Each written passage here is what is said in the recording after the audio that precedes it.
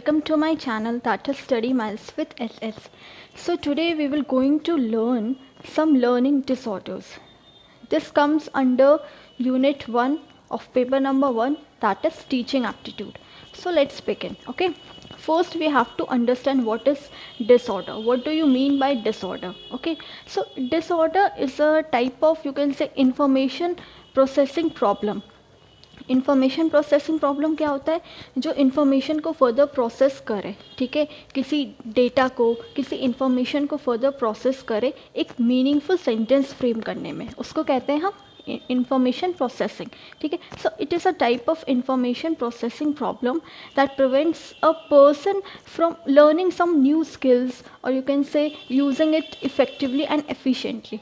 मतलब एक तरह का डिसऑर्डर क्या होता है, एक तरह का प्रॉब्लम होता है, इंफॉर्मेशन प्रोसेसिंग प्रॉब्लम होता है जो किसी इंसान को, किसी भी स्टूडेंट को या पर्सन को कोई नई चीज़ सीखने से रोकता है.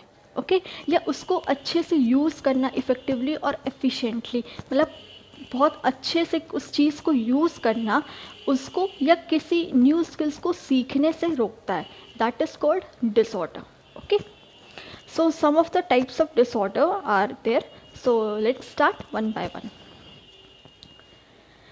First one is dyscalculia. Okay, so what does this word mean? First we have to understand how to pronounce this word. Okay, then further we will move what this word says. Okay, so pronounce it dyscalculia.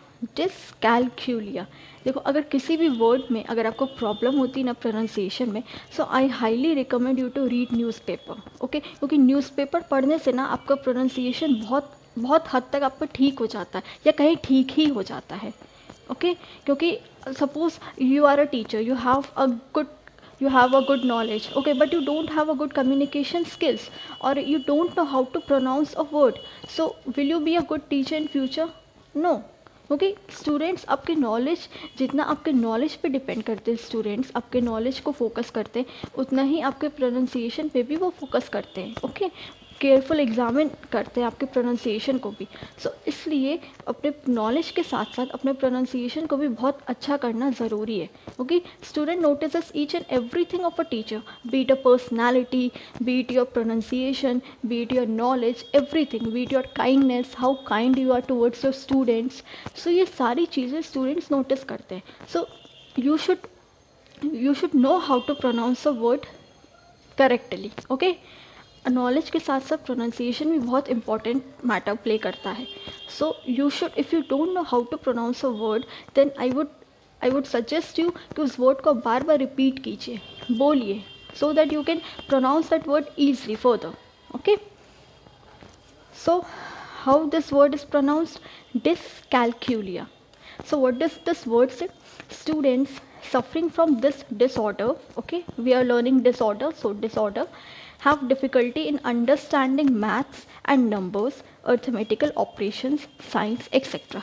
मतलब इस तरह के बच्चों को किस चीज़ में दिक्कत आती है? मैथ समझने में, नंबर समझने में, सिंबल समझने में. लाइक हम 1 लिख रहे हैं, 2 लिख रहे हैं, 3 लिख रहे हैं, 4 लिख रहे हैं, मतलब उनको ये नंबर्स या सिंबल हो गया आपका plus, minus, greater than, smaller than, is equal to, ये सारे सिंबल्स या मैथ्स में जो आते हैं, जो कैलकुलेशंस के जो यूज़ किए जाते हैं, मल्टीप्लाई, डिवीजन, ये सारी चीज़ें समझने में जिनको दिक्कत होती है, उन स्टूडेंट्स को हम क्या कहते हैं?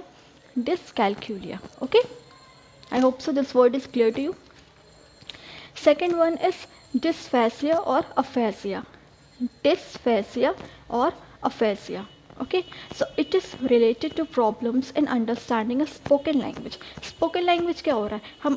मैं अभी आपको समझा रही हूँ, मैं आपको अभी कुछ बोल रही हूँ. So this is what? This is a type of spoken language. Okay, I'm making you clear each and every point. So this is what? This is a type of spoken language. So ऐसे बच्चे को, ऐसे students को जिनको बोलने में दिक्कत होती है, ओके, तो उन बच्चों को क्या कहते हैं हम? डिस्फेसिया कहते हैं. डिस्फेसिया या अफेसिया दोनों सेम है. ओके, चाहे एग्ज़ाम में ये आए, दोनों का मीनिंग आपका यही होता है कि it is related to problems in understanding a spoken language. Okay, third one is dysgraphia. It says what? It is related to poor handwriting, inconsistent spacing, wrong spelling, etc. इस टाइप के disorder में क्या आता है, it is related to poor hand writing, जिसकी hand writing बहुत poor है कि आप समझ नहीं पाओ, अनटाइडी है, ओके। इनकंसिस्टेंट स्पेसिंग, मतलब दो वर्ड्स के बीच में स्पेसिंग नहीं है, मतलब किसी में बहुत ज़्यादा स्पेसिंग है तो किसी में कम स्पेसिंग है। अब मेरे भी वर्ड्स में देखो इक्वल स्पेसिंग है, ओके। अब कहीं मैं ज़्यादा स्पेस दे रही हूँ, कहीं मैं कम स्पेस दे रही हूँ। सो ये इसको क्या कहते हैं, इनकंसिस्टेंट स्पेसिंग कहते हैं, मतलब एक तरह का स्पेसिंग नहीं है दो वर्ड्स के बीच में। और रॉन्ग स्पेलिंग गलत लिखना। सो these all comes under your dysgraphia, okay. Now next is dyslexia. What does this say? It is related to problems in reading, like recognizing and understanding letters, words, etc.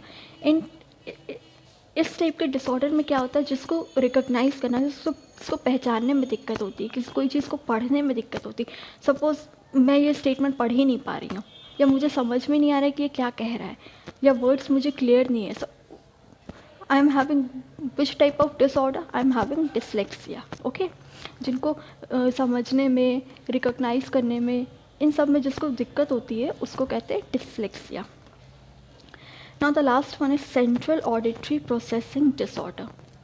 So what is this? Difficulty processing and remembering language related task. इसको देखो, इसको समझो। For example हमने आपको कोई task दिया, okay. मैंने आपको बोला कि आपको पहले ये काम करना है, उसके बाद आपको सेकेंड स्टेप करना है, और आपने उसको मिसकंसेप्शन आपको हो गया, आपने सेकेंड वाले को आपने पहले कर दिया, या पहले वाले को आपने बाद में कर दिया। सो ये क्या होता है कि मतलब लैंग्वेज रिलेटेड प्रॉब्लम्स हो रही, मतलब हमें उसको क्या कह रही है वो समझ नहीं पा रहा है, okay. So this is a type of remembering language related task, मतलब उसको याद करने में दिक्कत हो रही कि उसने क्या कहा था, मुझे याद नहीं आ रहा है, उसने मेरे को कैसे कैसे बताया था कि क्या काम पहले करना है। तो प्रोसेस करने में, एक तरह से याद करने में लैंग्वेज को, कि अगले वाले बंदे या बंदी ने मुझे क्या कहा था, ओके। सो इस टाइप की प्रॉब्लम्स को क्या कहते हैं, सेंट्रल ऑडिटरी प्रोसेसिंग। ऑडिटरी क्या होता है, सुनना। ऑडिटरी क्या होता है, सुनना, okay. So I hope these 5 points are clear to you, okay. ये मेन पॉइंट्स है लर्निंग डिसऑर्डर्स में, इनको आप अच्छे से कर लीजिएगा, ओके। टीचिंग एप्टीट्यूड में ये आता है। सो बहुत सारे बुक्स में ये टॉपिक है, और बहुत सारे बुक्स में ये टॉपिक नहीं है। सो इट डजेंट मीन कि it does not come in exam, okay. It may और may not come in exam, probability बनती है इसकी एग्ज़ाम में आने की और नहीं भी। सो फिर भी प्लस पॉइंट के लिए, फॉर योर सेटिस्फैक्शन, आप ये कवर कर लीजिएगा लर्निंग डिसऑर्डर्स। और भी बहुत तरह के डिसऑर्डर्स होते हैं, बट इम्पॉर्टेंट जो हैं, जो टीचिंग एप्टीट्यूड से जो रिलेट करते हैं, उनको मैं लेकर आई थी आज, okay. I hope so these 5 points are clear to you, okay. तो हमने ये तो पढ़ लिया कि लर्निंग डिसऑर्डर होते कौन कौन से हैं, ठीक है। बट अब ये जानिए कि इन लर्निंग डिसऑर्डर को कैसे ट्रीट किया जाता है, okay. How is a learning disorder treated? So the first point is treatment for learning disorder involves education, okay, ensures that schools offer specialized instruction to children with learning outcomes. देखो, इसको treat करने का सबसे बड़ा तरीका क्या है, education. आप उसको पढ़ा के आप उसको सुधार ला सकते हो उस डिसऑर्डर में, या आप ऐसे टेक्निक्स या ऐसे इंस्ट्रक्शंस, स्पेशलाइज्ड इंस्ट्रक्शंस बना सकते हो उन बच्चों के लिए, ताकि वो उन डिसऑर्डर से ओवरकम कर सके, ओके। स्टूडेंट्स में video tape lectures instead of taking notes. Students क्या कर सकते हैं, नोट्स बनाने से वीडियो टेप लेक्चर्स ले सकते हैं, ताकि वो बाद में भी देखें तो उन्हें वो सारी चीज़ें याद हो पाए, या वो सारी चीज़ें वो समझ सकें। ये भी एक ज़रिया है डिसऑर्डर को ट्रीट करने का। Third one is more time to complete work. ऐसे बच्चों को ज़्यादा टाइम हम दे सकते हैं अपने काम को कंप्लीट करने के लिए। Special memorisation techniques. स्पेशल तरह का मेमोराइजेशन टेक्निक क्या होता है ना, जिससे उनका मेमोरी थोड़ा इन्हांस हो, वैसे टेक्निक्स के थ्रू हम उनका मेमोरी स्किल्स बढ़ा सकते हैं। कुछ सर्टेन टेक्निक्स यूज़ कर सकते हैं, जैसे फॉर एग्जांपल हम उन्हें कोई पिक्चर दिखा के समझा सकते हैं कोई टॉपिक, ओके। डायग्राम बना के समझा सकते हैं, माइंड मैपिंग के ज़रिए समझा सकते हैं। ये सारी टेक्निक्स होती हैं, डेमो के थ्रू बता सकते हैं, जिससे आप उसके मेमोरी स्किल्स को आप इन्हांस कर सकते हो। सो These are the 4 points through which learning disorder can be treated. I hope so today's lecture was great enough to make you all understand. So अगर किसी पॉइंट में या किसी टॉपिक में कोई प्रॉब्लम होगी तो आप प्लीज़ पूछ लेना, and please do share subscribe my channel. अब तो मैं बोलते बोलते भी थक गई कि प्लीज़ प्लीज़ प्लीज़ सब्सक्राइब कर दो, और अगर ये वीडियो पसंद आए तो please share it with your friends. Okay, so till then bye, take care everyone.